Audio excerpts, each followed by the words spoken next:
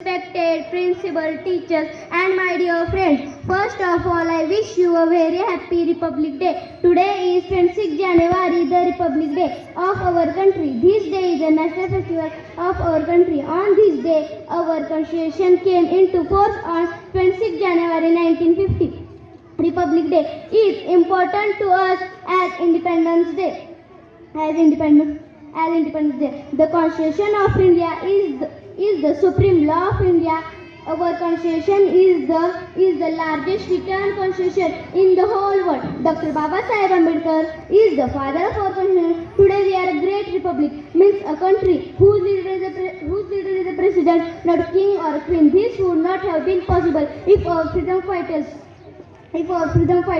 had not made numerous sacrifices for the country. I am proud that I am Indian and I love my country very, very much. Jai Hind, Jai Bharat. Thank you.